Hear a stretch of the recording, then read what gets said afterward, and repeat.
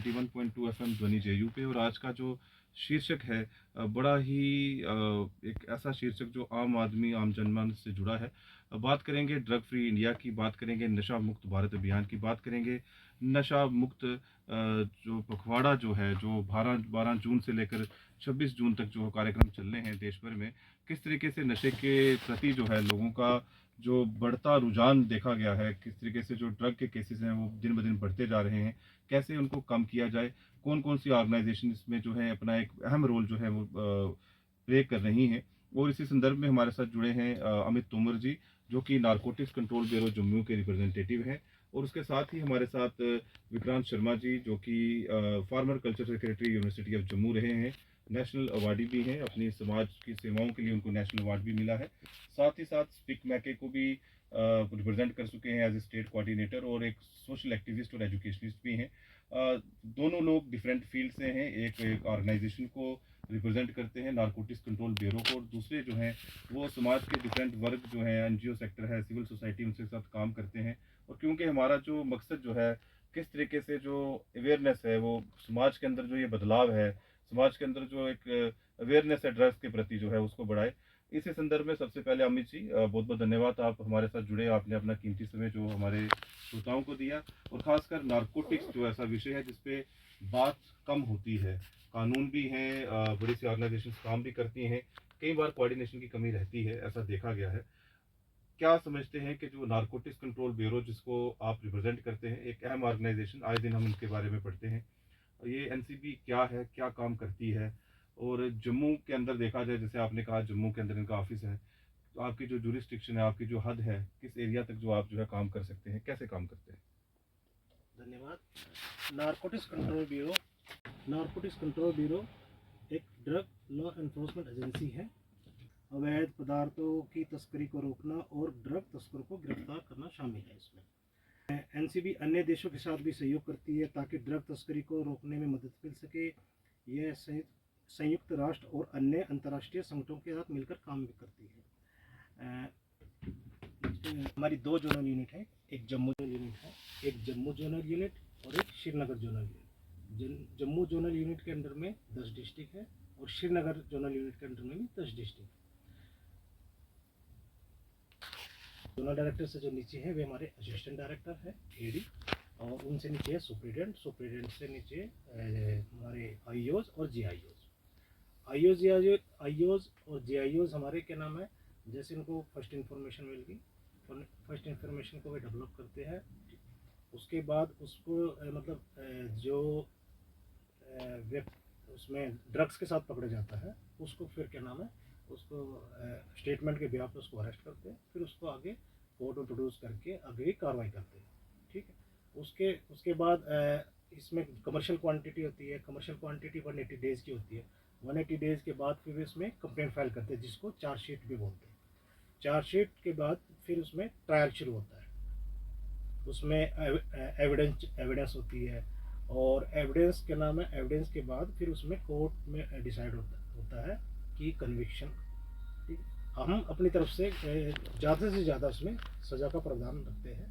बात बताइए कि आपने किस तरीके से कोऑर्डिनेशन में जो काम करने की कोशिश की है, और एनसीबी कई दशकों से इस दिशा में काम कर रहा है कि ड्रग जो रिडक्शन हो, मिटिगेशन मेजर्स लिए जाएं, अवेयरनेस ड्राइव को चलाया जाए, और इसमें खासकर जो नागरिक समाज है उसकी भूमिका अहम है। और हमारे साथ विक्रांत जी हैं, जो नागरिक समाज सिविल सोसाइटी को रिप्रेजेंट करते हैं, सिविल सोसाइटी ऑर्गेनाइजेशन के साथ भी काम करते हैं। और मैं जानना चाहूँगा, श्रोता हमारे जानना चाहेंगे, जो नशीली दवाएँ हैं इनके दुरुपयोग में कमी लाने में नागरिक समाज की भूमिका क्या रहती है? देखिए, सबसे पहली बात कि अगर आज दुनिया के अंदर दो सबसे बड़ी समस्याएं देख सकते हैं ग्लोबल लेवल पे, तो एक आपका ये क्लाइमेटिक डिसऑर्डर है और दूसरा ड्रग्स की समस्या है। और जैसे सिविल सोसाइटी की आपने बात की, तो ड्रग्स की ऐसी समस्या है कि आप समझ लें कि हमारे देश की जो आबादी है उसकी आधी आबादी हमारे युवाओं की 35 साल या 35 साल से कम आयु के इस देश के अंदर 50% आबादी है, यानी कि 70 करोड़ के करीब लोग रहते हैं, जो कि पूरे यूरोप की आबादी है। और अगर हम टीनेजर्स की बात करें, जो सबसे ज़्यादा वोलाटाइल हैं, जो सबसे ज़्यादा फ्रेजाइल हैं, और जो सबसे ज़्यादा टारगेट ग्रुप है, जो उसकी आबादी भी हिंदुस्तान के अंदर लगभग 28 करोड़ के करीब है। यानी कि अगर हम एज ए सिविल सोसाइटी समझते हैं कि विकसित भारत का सपना पूरा हो पाए 2047 तक, जो कि हमारे माननीय प्रधानमंत्री जी का भी एक लक्ष्य है और एक सरकार का भी सपना है। तो मुझे लगता है कि ये ड्रग्स का जो मेनेंस है, इसको कंट्रोल किए बगैर वो कभी पूरा नहीं हो सकता, क्योंकि काफ़ी किस्म के इम्पेरियलिज्म आए from time to time. Military imperialism आया किसी ज़माने में, फिर आपका इकोनॉमिक इम्पेरियलिज्म आया, फिर कल्चरल इम्पेरियलिज्म आया। हर एक इम्पेरियलिज्म से हमने आज़ादी पाई, लेकिन ये जो इम्पेरियलिज्म है ये इम्पल्स इम्पेरियलिज्म है, जहाँ आपकी इम्पल्स को कंट्रोल किया जाता है, जहाँ आपकी नसों को कंट्रोल किया जाता है और आपको ताउम्र गुलाम बनाया जाता है, तब तक जब तक आपकी जान नहीं निकल जाती। तो हम चाहते हैं कि सिविल सोसाइटी एक अवेयरनेस अवेकन रोल प्ले करे और जो सिविक ऑर्गेनाइजेशन हैं वो आगे आए, कोलेबरेटिव रोल प्ले करें। अपने हमारी जो नारकोटिक्स कंट्रोल जो सोसाइटीज़ हैं उनके साथ, पुलिस के साथ, एडमिनिस्ट्रेशन के साथ, जब तक ये वन टायर सिस्टम है ही नहीं, चाहे जो नारकोटिक्स डिपार्टमेंट कितने भी एफर्ट्स लगा ले, लेकिन जब तक कोलेबरेटिव एफर्ट नहीं होगा, कोलेबरेटिव जी, जी, एफर्ट जी। में जब सिविल सोसाइटी इन्वॉल्व नहीं होगी, सिविल सोसाइटी का मतलब है कि आज ये ऐसा मेनेंस है जो हर घर जिसके जब्त में है, हर घर जिसका टारगेट है। इसी संदर्भ में एक बात जानिए कि बात की कि हर घर इसकी ज़ब्त में है, लेकिन रिसेंट जो स्टैटिस्टिक्स जो है उसको देखें या आंकड़े देखे जाएँ, और कई बार ऐसा भी समझा जाता था ये प्रॉब्लम जो है वो शहरों की है, मेट्रो स्टेशंस की है, मेट्रो एरियाज़ की है, टियर 1 सिटीज़ की है। क्या रूरल एरियाज़ में, क्योंकि आप राजौरी से बिलॉन्ग करते हैं तो किसी न किसी तरीके से थोड़ा-सा कैपिटल राजधानी से दूर हैं, बड़े से सीमावर्ती क्षेत्र भी वहाँ हैं, गाँव भी हैं। क्या ये प्रॉब्लम वहाँ भी सर घर करी है? तब हुआ करता था जब आपका कम्युनिकेशन रेवोल्यूशन नहीं आया था, जी, जी। तब गांव और शहर का कॉन्सेप्ट हुआ करता था। जी, जी। आज गांव और शहर का कोई कॉन्सेप्ट ही नहीं है। आज कम्युनिकेशन रेवोल्यूशन है। आज mobile at your palm means world at your palm. जी, जी। Mobile at your palm means information at your palm. Mobile at your palm means exposure at your palm. और मोबाइल के भी दो एस्पेक्ट्स हैं, negative और पॉजिटिव। और human tendency ये है कि वो नेगेटिव एस्पेक्ट की तरफ ज़्यादा अट्रैक्ट होता है। जी, जी। जो चीज़ जल्दी रिलीफ दे उसके प्रति ज़्यादा अट्रैक्ट होता है। और ड्रग्स का ऐसा प्रोजेक्शन किया जाता है, हमारे फिल्मों में देख लें, हमारे OTT प्लेटफॉर्म्स खासकर देखा जाए तो ड्रग्स को ऐसा प्रोजेक्ट किया जाता है कि as if it is a modern fashion. जी, जी, जी। तो हर कोई इस मॉडर्न फैशन का हिस्सा बनना चाहता है, और जब वो मॉडर्न फैशन का हिस्सा बनने में घुस जाते हैं, ये जो रास्ता है इस रास्ते में घुसा जा सकता है, एंट्री है एग्जिट नहीं है, वन वे ट्रैफिक है। जी, तो जी। कहने का अर्थ ये है कि आज गांव शहर की बात नहीं रही। आज जो एक्सपोजर है, आज इंफॉर्मेशन है, हर नुक एंड कॉर्नर पे है। और खासकर जो हमारा एरिया है, बॉर्डर एरिया, मैं कहूँ कि किसी भी व्यक्ति को, किसी भी समाज को, किसी भी देश को मारने के 100 तरीके हो सकते हैं। ज़रूरी नहीं कि मैंने आपको मारना है तो आपके खोपड़ी में गोली मार दूं। जी, जी। मैंने आपको मारना है तो आप को मीठे जहर से भी मार सकता हूँ। जी, जी। हमारा पड़ोसी देश ये चाहेगा कि वो हमसे कभी भी जीत नहीं सकता, हथियारों से कभी भी नहीं जीत सकता, जो काउंटर रिटेलिएशन से। वो चाहेगा कि हमें कमज़ोर करे, हमारी नसों को कमज़ोर करे, हमारी जो विकसित भारत बनने का सपना जिन टीनेजर्स के सर पे है उन टीनेजर्स को डिफंड करे। तो वो ड्रग्स का जो व्यापार है बढ़ाने की कोशिश करेगा। और बॉर्डर एरिया जो है बहुत ही वोलाटाइल रहता है। आपको पता है कि जैसा राजौरी पुंछ के अंदर भी ड्रग्स का मेनेंस बहुत बढ़ चुका है। तो कहने का मतलब यह है कि आज अगर हमें अपनी कंट्री को प्रोटेक्ट करना है तो इस इम्पल्स जो आपके ऊपर अटैक हो रहा है, इस इम्पल्स अटैक से बचना होगा। और इसमें सबको एक कोलेबरेटिव रोल प्ले करना होगा और गांव के अंदर और शहरों के अंदर एक कोऑर्डिनेशन का एक माहौल बनाना होगा। जिस तरह से 3 टायर सिस्टम, डेमोक्रेसी का 3 टायर सिस्टम आपका पहुंचा DDC BDC पंचायत लेवल पे, उसी तरह से आपका कोऑर्डिनेशन का जो नेटवर्क है वो भी डिस्ट्रिक्ट एडमिनिस्ट्रेशन से DDC BDC पंचायत लेवल तक पहुंचे और हर एक रिप्रेजेंटेटिव को स्टेक होल्डर बनाया जाए। तब जाके हम इस जो ड्रग्स का मेनेंस है उस पर कंट्रोल पा सकते हैं। हर किसी को साथ लेके चलना चाहिए, और खासकर अमित जी से जब बात हो रही थी तो बात की उन्होंने कि एनसीबी कोशिश करती है समाज के हर वर्ग को, हर सिविल सोसाइटी ऑर्गेनाइजेशंस को, एनजीओज को, और हर एक शुबे को जिसमें गवर्नमेंट डिपार्टमेंट्स आते हैं, इंस्टीट्यूशंस आते हैं, उनको साथ लेके चलने की बात की। नार्को टेररिज्म की बात करेंगे, जैसे आपने बात की कि सीमावर्ती क्षेत्र हैं, पड़ोसी मुल्क का इसमें बहुत बड़ा रोल है, और नार्को टेररिज्म भी एक ऐसी टर्म है जो हमारे सामने बार बार दिखती है। और अगर बात करें एनडीपीएस की, जो इस पे कानून बने हैं, और बात करें, आपने कहा कि किस तरीके से नशीली पदार्थ जो हैं हमारी नसों में जाते हैं, हमारी युवा पीढ़ी को खोखला कर रहे हैं और विकसित भारत के सपने को जो है वो साकार होने में सबसे बड़ी बाधा जो है वो प्रदान कर रहे हैं। लेकिन इसके साथ साथ बात करेंगे कि अमित जी से जानने की कोशिश करेंगे, क्योंकि एनसीबी डिपार्टमेंट से हैं और रोज़ आए दिन ये जो हैं बड़े से डिफरेंट केसेस देखते हैं, डिफरेंट क्वांटिटीज़, जो कमर्शियल क्वांटिटी की बात की, स्मॉल क्वांटिटी है, मीडियम क्या है, और किस टाइप के जो ड्रग्स होते हैं। क्या सर सभी ड्रग्स एक जैसी होती हैं या इनकी कुछ किस्में होती हैं? तो इसमें कुछ फ़र्क किया जा सकता है? कौन सी ज़्यादा हानिकारक है, कौन सी कम हानिकारक है? ऐसा कुछ बताया जा सकता है? इसमें ड्रग्स 3 टाइप की होती है। जी, जी। एक नार्कोटिक्स ड्रग होती है, एक साइकोट्रोपिक ड्रग्स होती है और एक कंट्रोल सब्सटेंस ड्रग्स होती है। जी। नार्कोटिक ड्रग्स जैसे अफीम होगी, यानी कि अफ़ीम अफीम, जिसको हम कहते हैं। गांजा, चरस होगी। साइकोट्रोपिक ड्रग्स होगी टैबलेट फॉर्म में, जैसे ट्रामाडोल, अल्प्राजोलम। जी। आज के समय में आप देख भी रहे हो कि इसका मिसयूज़ भी बहुत हो रहा है इसमें।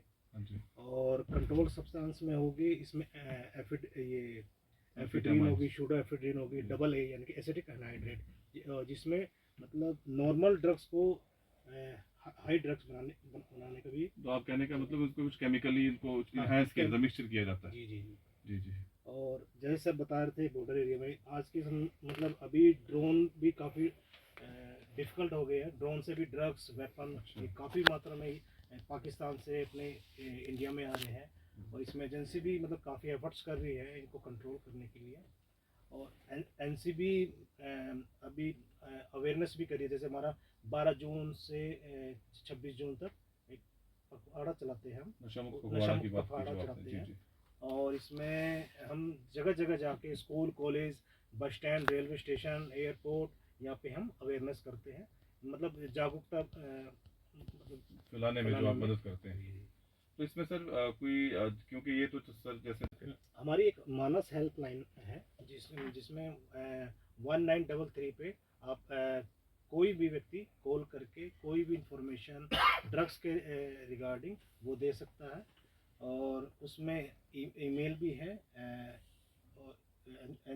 info.ncbmanas@gov.in, info.manas@gov.in। ठीक। एक पोर्टल है हमारी www.ncbmanas.gov.in। इस पे आप मेल भी कर सकते हैं। जी। और कंप्लेंट करने वाले की मतलब इंफॉर्मेशन दे, सॉरी इसको काट लो।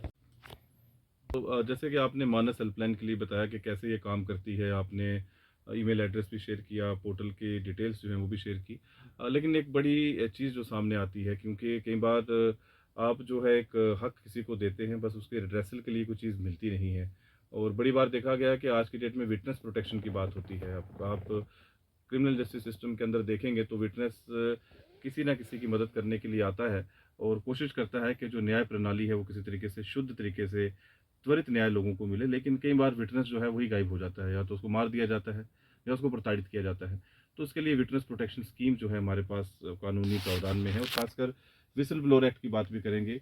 बड़े से लोग जो कि कोशिश करते हैं करप्शन को सामने लाने की, और उनके लिए भी एक्ट बने हैं।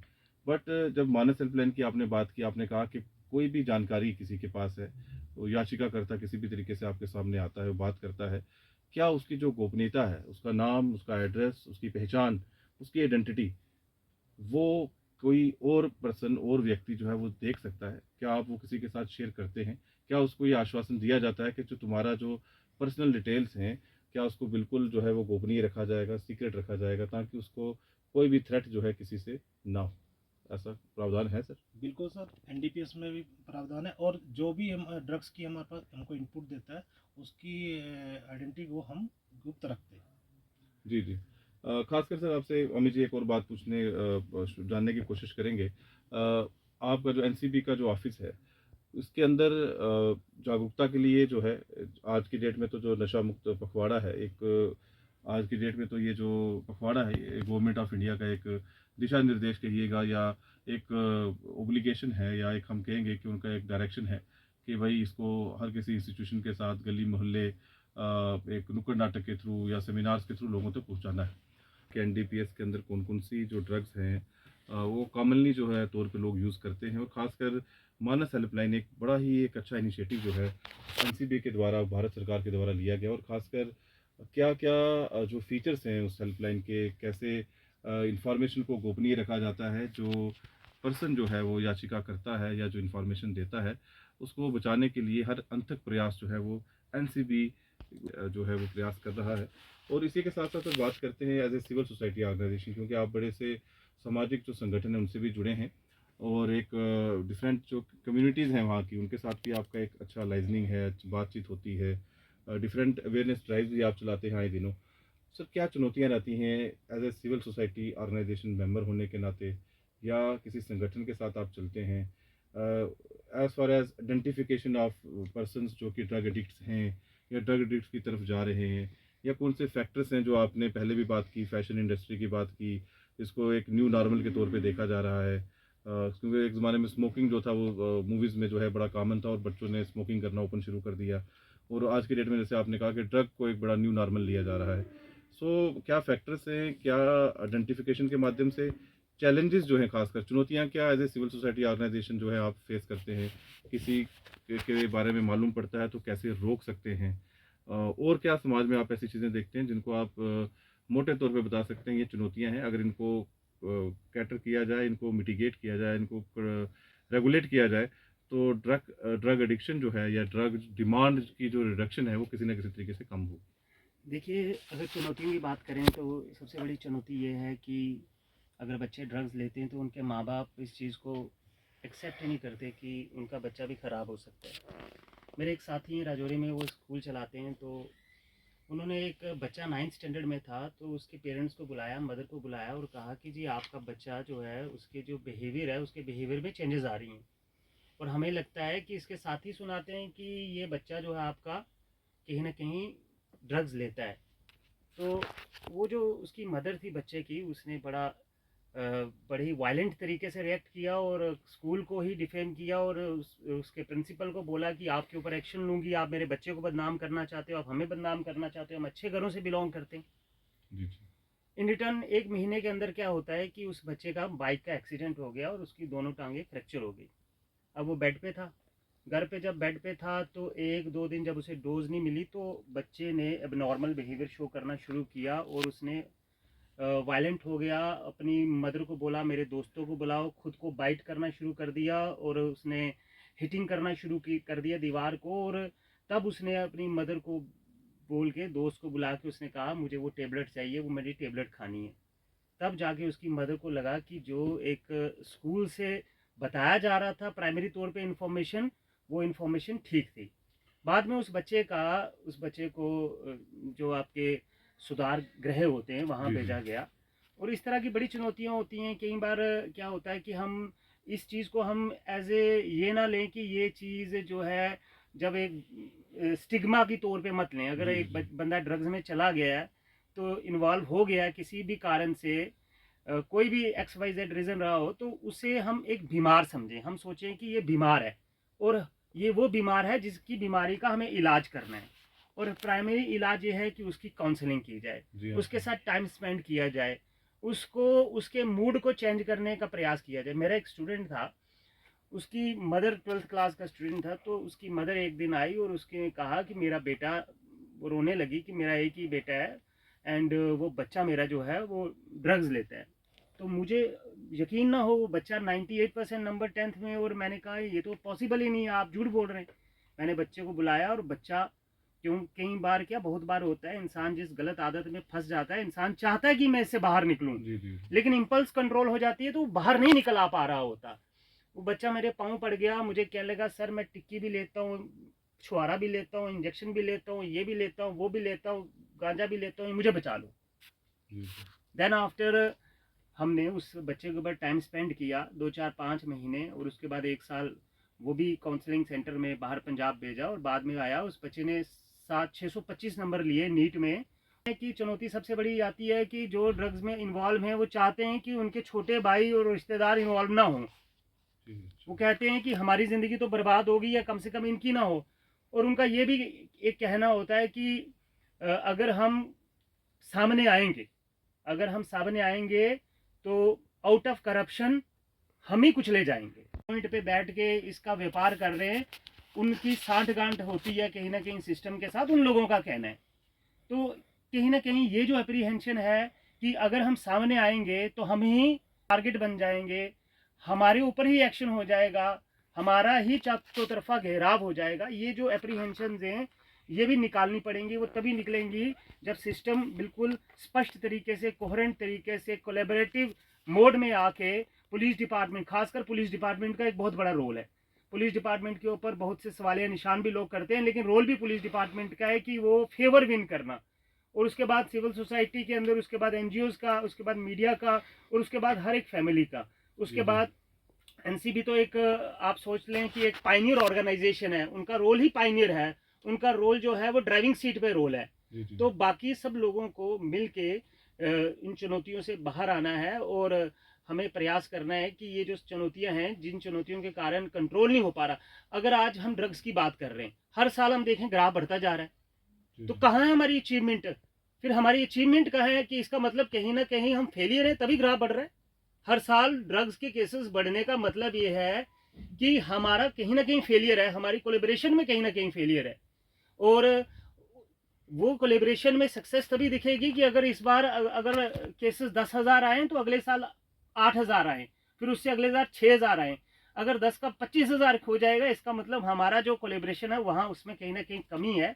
तो इन सभी हर्डल्स को दूर करना पड़ेगा, और खासकर जो ग्रीड, अब एक ग्रीड जो है, इजी मनी जो है, लग्जरी है, आज की जो लाइफ हो गई है लग्जरियस लाइफ हो गई है। पहले लोग सिंप्लिसिटी में जी लेते थे, आज लग्जरी जो है वो पार्ट ऑफ द लाइफ बन गया है। आज आप समझें कि कोई एसी गाड़ी से निकलना नहीं चाहता, एसी रूम से निकलना नहीं चाहता, और उसके अलावा मैं कहता हूँ कि गर्ल्स भी, आज की डेट में गर्ल्स भी इस में जब इन्वॉल्व हो गई हैं, तो वो यानी कि ड्रग्स के चक्कर में आप समझो कॉम्प्रोमाइजिंग मोड पे भी चली जाती हैं।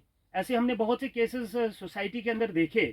तो ये इजी मनी का, ग्रीड का है, ये तो एक एथिकल, मोरली इसमें डीप रूटेड होके गहराई में जाके अपने वैल्यू सिस्टम को स्ट्रॉन्ग करना पड़ेगा, और उसकी फाउंडेशन जो है वो सबसे पहला परिवार ही होगा कि वैल्यू सिस्टम स्ट्रांग हो, और एथिक्स मोरालिटी का जो चैप्टर है बच्चों के अंदर जाए।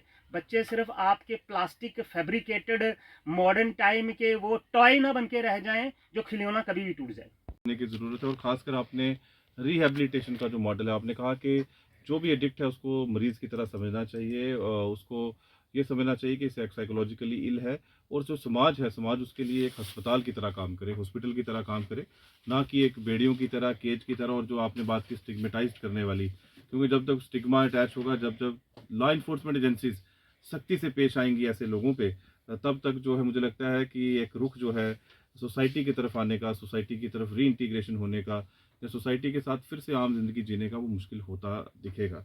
इसी के भी क्या है, क्या काम करती है, क्या जुरिस्डिक्शन है इसकी, कैसे जो क्रिमिनल जो मैटर्स हैं या क्राइम को डिटेक्ट करने में, कंट्रोल करने में एनसीबी का क्या रोल है, और ख़ासकर जो लीगल फ्रेमवर्क है इसके बारे में अमित जी ने हमें बताया। और ख़ासकर श्रोताओं के लिए मुझे लगता है जानकारी बड़ी अहम है।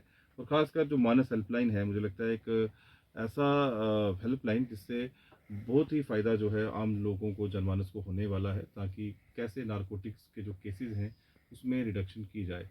इसी संदर्भ में ख़ासकर जो नशा मुक्त भारत पखवाड़ा है, अमित जी जानना चाहेंगे एक आखिरी शब्दों में आपके, और ख़ासकर एक गोल्डन मैसेज जो है क्या देना चाहते हैं इस भारत जो नशा मुक्त भारत पखवाड़ा है, इसके संदर्भ में हमारे श्रोताओं को वन लाइनर मैसेज आपकी तरफ से क्या है? हम युवाओं को ज़्यादातर यही संदेश देते हैं, जो मतलब डिप्रेशन में या टेंशन में ज़्यादा रहते हैं, कि वो स्पोर्ट्स में रुचि ज़्यादा रखे, या म्यूज़िक में मतलब अपने आप को थोड़ा बिजी रखे, या जिसको पढ़ने में रुचि हो कि इनमें रुचि। और हमारा अपना एक वो संदेश रहता है, say no to drugs, yes to life. क्या खूब कहा आपने, say no to drugs yes to life. और इसी साथ विक्रांत जी कोई आखिरी शब्द मुझे लगता है जो कोई नींव का पत्थर साबित हो ड्रग डिमांड रिडक्शन के क्षेत्र में। Sir, say no to drugs yes to life एक ऐसे कोट है, मुझे लगता है कि लाइफ सेविंग कोट है। अब देखें कि नौजवानों से एक ही अपील है कि आपने जितनी भी केस स्टडीज़, आज गूगल का ज़माना है, आप गूगल में केस स्टडी कीजिए कि जो भी हमारा नौजवान, हमारा यूथ जो भी इस गुफा में गया है, तो वो ज़िंदा वापस नहीं लौटा। जिस गुफा के अंदर मौत है, मौत आपका इंतज़ार कर रही है, उस गुफा के अंदर जाना मुझे लगता है कि सबसे बड़ी मूर्खता होगी। ज़िंदगी में रिक्रिएशन के, ज़िंदगी इंजॉय करने के, ज़िंदगी में एक्साइटमेंट के और भी बड़े तरीके हैं, ठीक है। और भी बहुत मोड हैं। आप रिक्रिएशनल मोड पे जा सकते हो, आप स्पोर्ट्स के मोड पे जा सकते हो, आप बाकी म्यूज़िक के मोड पे जा सकते हो, डांस के मोड पे जा सकते हो, आप एडवेंचर के मोड पे जा सकते हो, आप बहुत से मोड हैं। और मैं चाहूँगा कि ये जो ड्रग्स का मेनेंस है आज के दौर में तब तक नहीं समाप्त होगा जब तक फैमिली के अंदर जो पेरेंट्स हैं वो अपने बच्चों के साथ दोस्त वाला बिहेवियर अडॉप्ट नहीं करेंगे। आज हमारी फैमिलीज़ इतनी बड़ी नहीं है, आज छोटी-छोटी फैमिलीज़ हैं, 2 बच्चे या 3 बच्चे या 1 बच्चा, इससे ज़्यादा फैमिलीज़ हो ही नहीं रही। जब 1 बच्चा, 2 बच्चे हैं तो हमें उन पे नज़र रखनी होगी, हमें उनके साथ टाइम स्पेंड करना पड़ेगा, हमें उनकी हॉबीज़ को चेक करना पड़ेगा, हमें वो किससे बात कर रहे हैं उसे देखना पड़ेगा। क्योंकि एक स्कूल में भेजेंगे तो स्कूल में जहाँ 1000 बच्चा है, उस स्कूल के मालिक के लिए वो 1000 सब्जेक्ट्स हैं। जी, जी। अपने घर के लिए वो पूरा ब्रह्मांड वो एक बच्चा है। और जिस जिस घर में जिसकी सारी उम्मीद उस ब्रह्मांड के ऊपर टिकी हुई है, तो उन पेरेंट्स को सबसे ज़्यादा फोकस करना है। क्योंकि ये जो एसेट है आपका है, ये इन्वेस्टमेंट आपकी है, ये फ्यूचर आपका है। किसी और के इतने स्टेक्स नहीं जुड़े हुए, बाकियों के स्टेक्स जुड़े होंगे, किसी के स्टेक्स जुड़े होंगे कि वो सरकारी दौर पे उसे काम करना है, किसी के स्टेक जुड़े होंगे कि उसे समाज सेवा करनी है। लेकिन एक माँ और एक बाप के लिए उसके स्टेक्स जुड़े हुए हैं, क्योंकि वो उनका फ्यूचर है। जब तक वो ज़िंदा रहेंगे तब भी वो उनका एसेट है, जब वो मर जाएंगे तब भी वो उनका एसेट है, वही एसेट उनका क्रियाक्रम करेगा। तो पेरेंट्स की एक वाइटल रिस्पॉन्सिबिलिटी है कि जिनका वो खजाना है वो उस खजाने को बचाएं। मैं इसी मैसेज के साथ कि पेरेंट्स अपने बच्चों के साथ इन्वॉल्व हों, पेरेंट्स अपने बच्चों के दोस्त बने, दोस्त बनेंगे तो वो आपके साथ शेयरिंग मोड में आएंगे, शेयरिंग मोड में आएंगे तो आपको बहुत सी बीमारियों का पता चल पाएगा, और बीमारियों का जब पता चल पाएगा तो आप इलाज भी ढूंढ पाएंगे। ठीक है विक्रांत जी, आपने पेरेंटिंग और ख़ासकर जो एजुकेशन या एजुकेशनल इंस्टीट्यूशंस का जो रोल है इस क्षेत्र में वो बहुत ही अहम है। और हमें देर आए दुरुस्त आए की बात करें तो हमें जितना जल्द हो सके इस रिस्पॉन्सिबिलिटी को समझना है। और ख़ासकर हमें साथ मिलकर जो भारत सरकार का ये जो प्रयास है नशा मुक्त भारत पखवाड़ा, और उसके अंदर जो एनसीबी जम्मू का एक अहम रोल है, किस तरीके से वो जागरूकता को बढ़ावा देने की कोशिश कर रहा है, चाहे वो एजुकेशनल इंस्टीट्यूशंस हों, बॉयज़ या गर्ल्स हॉस्टल हों, वो जो हमारे यहाँ पर जो मेन जो एरियाज़ हैं, खासकर बस स्टैंड है, रेलवे चौक्स हैं, कुछ और भी जो एजुकेशनल इंस्टीट्यूशंस हैं, और ख़ासकर एनजीओज़ या सिविल सोसाइटी उनके साथ काम करने की बात करते हैं। तो आइए हम साथ मिलकर हम नशीली दवाओं से मुक्त जीवन शैली को बढ़ावा देकर और नशे से प्रभावित लोगों का समर्थन करके एक स्वस्थ और एक अच्छा भारत बनाने का जो संकल्प करें। और इसी के साथ स्वस्थ भारत तभी बनेगा जब हम नशे से दूर रहेंगे। और ख़ासकर जो विक्रांत जी ने बात की और ख़ासकर अमित जी ने बार बार जोर दिया, विकसित भारत का सपना जो है वो ड्रग फ्री इंडिया जो है जब तक नहीं होगा तब तक सोचना, परिकल्पना करना जो थोड़ा सा मुश्किल लगता है।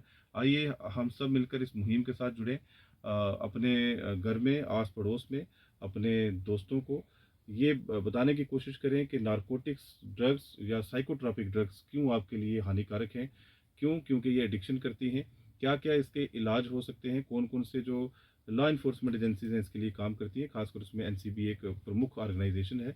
और ख़ासकर मानस हेल्पलाइन जो है वो भी हर किसी तक पहुंचाने की कोशिश करें, इसके बारे में सर्च करें, क्या क्या सुविधाएं ये देती हैं, क्या क्या जो एक्ट हैं जो आप यहाँ पर रिपोर्ट कर सकते हैं। बहुत बहुत धन्यवाद अमित जी, जो कि एनसीबी की तरफ से सुपरिटेंडेंट हैं जम्मू के, और ख़ासकर विक्रांत जी जो राजौरी से हैं, और ख़ासकर डिफरेंट एरियाज़ में जो हैं वो एज ए स्टूडेंट एक्टिविज्म के तौर पे और ख़ासकर सिविल सोसाइटी ऑर्गेनाइजेशंस को रिप्रेजेंट करते हैं। बहुत बहुत धन्यवाद सर आपका हमारे स्टूडियो पे आने के लिए और श्रोताओं से बात करने के लिए। Thank you. जय हिंद, जय भारत।